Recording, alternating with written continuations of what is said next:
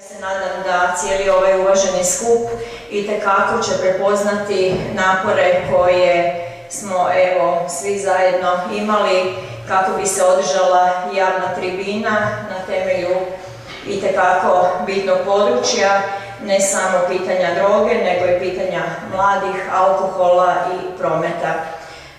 Ova današnja tribina posvećena je u mjesecu borbe protiv ovisnosti. Kao što znate, svake godine nastojimo sa određenim novim pitanjima izaći van, ali isto tako i sa odgovorima koje možemo dobiti, pa mi je zato iznimno drago što se u organizaciji Povjerenstva za suzbijanje ovisnosti, ali isto tako u organizaciji klubova liječenih alkoholičara, zatim udruge Verande, Hrvatskog društva za alkoholizam i druge ovisnosti, te Hrvatskog epidemiološkog društva i odgojno-obrazovnih ustanova održava ovaj današnji naš susret koji će biti u dva dijela.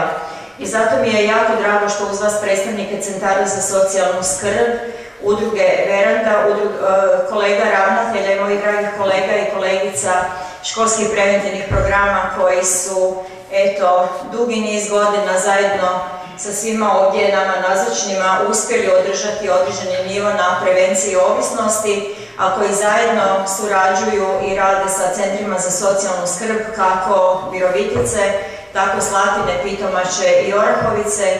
I jako mi je drago što su nazočni i oni koji su nam itekako bitni u onim slučajevima koji se događaju kada nešto uočimo, kada nešto otkrijemo i njihova nam je skrb itekako bitna.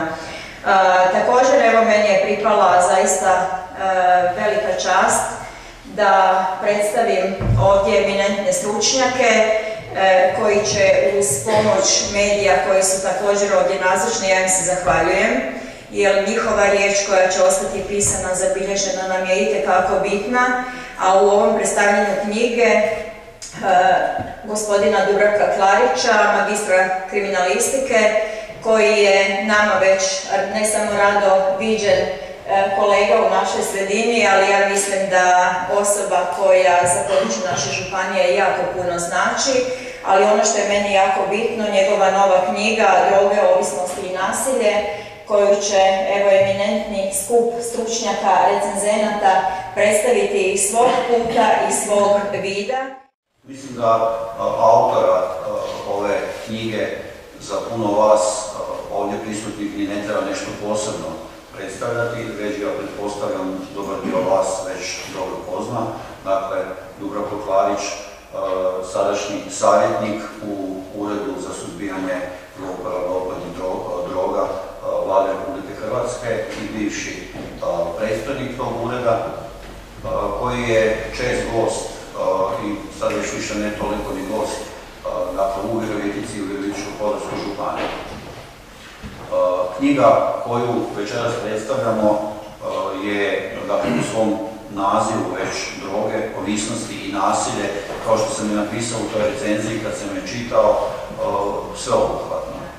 Ono što i mi Vesna je 2-3 navrata rekla da sam u dvostrukoj ulozi, dakle kao predsjednik Povjerenstva za prevenciju i suzbijanje bolesti ovisnosti Virovitičko-podravske županije, koji smo u startu taj naš posao uz to što smo, mislim da mogu tako reći, ozbiljno shvatili, nismo se u startu usko vezali, a probajte se sjetiti i staviti u kontekst vremena, to je bilo prije puno godina, kad je vladala naprosto epidemija ovisnosti, dakle o drogama na području Republike Hrvatske.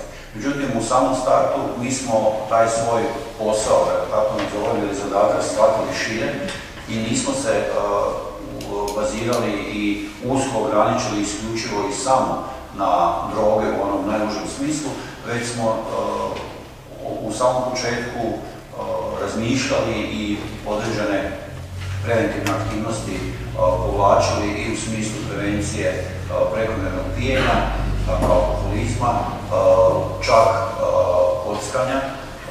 Koliko se sjećate, jedna od prvih konferencija koja je bila vezana uz kockanje je održana u Virovitici također prije više godina. I naravno u nekakvom kasnijem našem uvjetno rečeno razvoju isto ove druge uvjetno rečeno modernije ovisnosti. meni je večera zadovoljstvo biti ovdje u ovoj sredini i sudjelovati u promociji jedne knjige koja mislim da može biti svima nama od koristi u svakodnevnom radu kao stručnjacima, ali i dati neku širinu kao intelektualcima. Kad me kolega Klarić zamolio da napravim recenziju njegove knjige, ja sam se rado odazvao poučen iskustvom čitanja njegovih prijašnjih knjiga i mogu reći da sam iščitavajući na jedan način nešto novoga učio, a istodobno i komparirao ideje, promišljanja u odnosu na ono što je on kroz svoju dugogodišnju praksu sažvakao.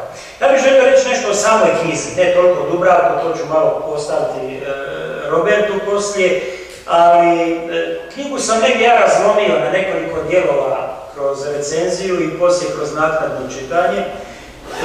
Ti dijelovi ja bih poredao otprilike da u početku same knjige svak se može upoznati što je to fenomenologija bolesti i ovisnosti, konkretno ovdje ovisnosti o drogama. Gdje se vrlo jasno kazuje gdje je razlika između što je zlouporaba, što je ovisnost, kakve su komplikacije, jasno se daje do znanja da nije problem isključivo da li je netko nešto uzeo, problem su komplikacije koje dolaze kao posljedica toga. Drugi dio knjige koji ide je dio kojim se Dubravko na poziciji, odnosno njegov tim godinama radeći u uredu vlade za droge bavio, a to je pravljenje strategije i akcijskog plana za suzbijanje problema povezanih sa drogama. To je nešto što je nama koji smo kliničari, liječnici, negdje uvijek na pragu onoga što mi smatramo da je dosadno, smo mi kliničari i što mi u pravilu ne znamo napraviti. Tim ljudi kojeg je vodio Klarić je uzeo to najbolje iz europske prakse i prilagodio zajedno s nama ovdje hrvatskoj realnosti. I mislim da to možete jasno sagledati u tom dijelu knjige kako jedna nacionalna strategija za suzbijanje treba izgledati i kako iz nje proizlaze akcijski planovi. Ja ću najbolje sumirati nekom liku i dijelu Dubravka Klarića i neću o samom problemu, nego o ljudima koji su se bavili problemom gdje u Hrvatskoj gdje Dubravko ima svoju veliku i značajnu ulogu. Nekako meni je grah tako pao da moj život prolazi u društvenom radnom smislu kroz psihijatriju ovisnosti, dakle da sam mene reci to da droge u mladosti i alkohol u zrelosti. Znači, prvih 10 godina stručnog rada bio je preokupiran pitanjem tretmana osoba s problemom zlouporabe droga, opijatskih droga i tu negdje već prije 10 godina ja poznajem Dubravka, ali znam ja iz priče da on je već i prije bio tu nekako, ja sam tada druga generacija tih ljudi koji su se u ovoj državici bavili tim problemom, s ponosom govorim i u Dubravku i u tim ljudima. Mi smo navikli govoriti kako ništa ne vredi kod nas. Ovo je jako vredi, ovo je napravljen veliki posao, mi smo uspjeli savladati pitanja zlouporabe droga, posebno s aspekta kad sam ja ušao u priču, kad je to izgledalo nemoguće, kad je to izgledalo da smo mi poraženi, da je samo bitno da što manje gubitaka imamo.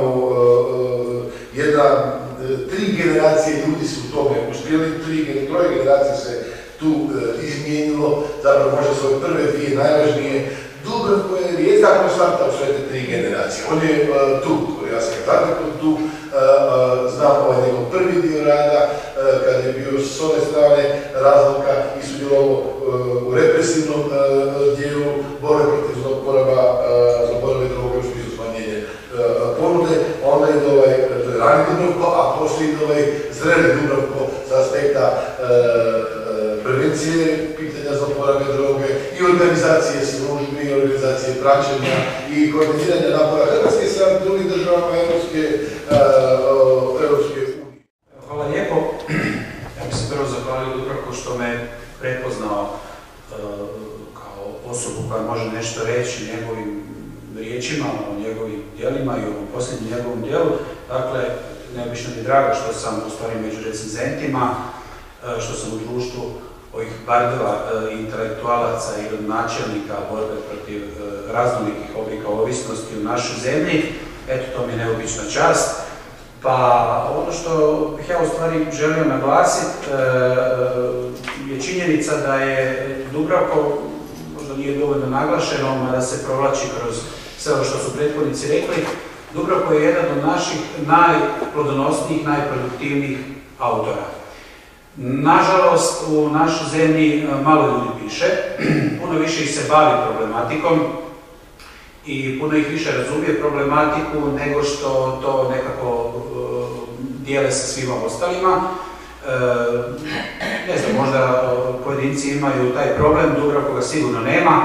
Dakle, Dubravko nekako kroz cijelu svoju karijeru uspijeva svoje djelovanje i svoje misli pretočiti u riječi. Nekako mi se čini da od svih njegovih knjiga ova posljednja najbolje pronalazi put do običnog čitatelja, da tako kažem. Dakle, do onih ljudi koji se možda ne susreću svakodnevno sa ovom problematikom, koji se svakako ne bave profesionalno problematikom, a kojima je informacija o svim ovim fenomenima o kojima smo slušali izuzetno važna i izuzetno važno da im je dostupna. I nekako mi se čini da je u stvari u tom dijelu Dubravko ovaj problem uspio najbolje do sada, usudit ću se tako reći, približiti običnom čitatelju. Da je to jedan od mojih životnih uspjeha sjediti u ovakvom okruženju kao pisac, kao autor, kao čovjek koji se bavi tom problematikom. I u svakom slučaju neću sebe urati u to, ali srž nekako borbe u Hrvatskoj i protiv zlouporabe droga u kontekstu, bilo da se radilo o resocijalizaciji, da se radilo o tom preventivnom dijelu, su ljudi koji sjede pred vama. Su među najvećim slikicima koji imamo u Hrvatskoj, ako nije najveći. Tako da to je jedno zadovoljstvo meni kao autoru, a nadam se i vama da čujete koju riječ od njih. Bolje čuti ovako riječ nego potražiti njihovu pomoć. Ako treba i to, danas više nije tako. Rat protiv droge, protiv zlouporabe droge, ovisnosti, nasilja, nismo dobri. To je bezvredna priča, ali nismo ga ni izgubili da pijemo pojedine bitke, to ste već čuli. Teško govoriti. Jesmo bolji u prevenciji, odnosno jesmo bolji u suzbijanju ponude droga ili potražnje. Kad je to harmonizirano, onda je to jedna dobra priča. Ako nije, ako strši jedno iznad druga, onda to nije dobra priča. No naravno, ja provokator sam kriminalističke struke. Nisam papirnati policajac. Ja sam proveo na cesti najveći dio svoje karijere policijske. Od policijskog službenika na cesti pozornika do glavnog policijskog savjetnika. Štengu po štengu sam išao, do načelnika, odna, detektiva. Manje više sve, do međunarodne suradnje, međunarodne edukacije i preko oceana i po Europi. A isto tako od redukcije ilegalnog tržišta, domaće narkoscene, do suzbijanja transnacionalnog organiziranog zločina i mobilizacije kriminalnih grupa, pojedinaca. Pa čak i zadijevali smo neke organizacije kriminalne.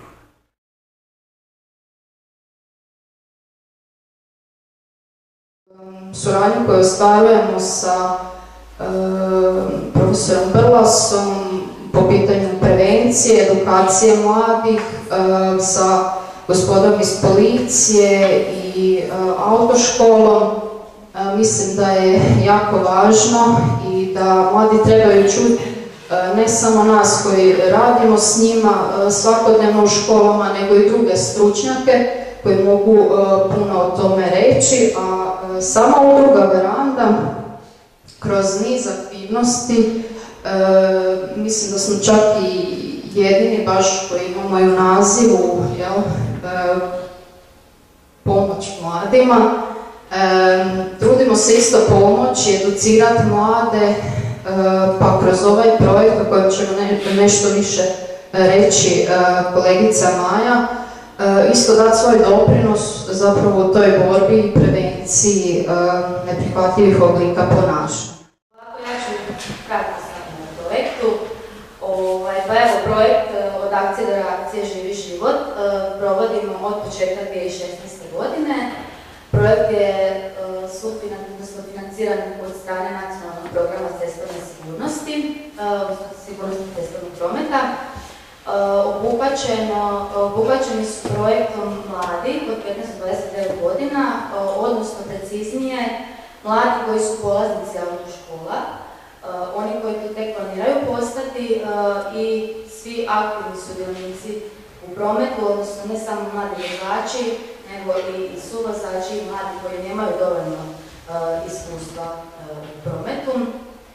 Pa evo, budući da se taj naš projekt temelji na teoriji socijalnog učenja, naš je cilj promijeniti ponašanje mladih sudionika u prometu, odnosno poraditi na tome, na edukaciji, na informiranju mladih o vlastitim mehanizmima donošenja odluka, socijalnih vještina, o odgovornosti prema sebi i prema drugima, znači i kao vozači i kao suvozači, te osposobiti ih za aktivno sudjelovanje u tome.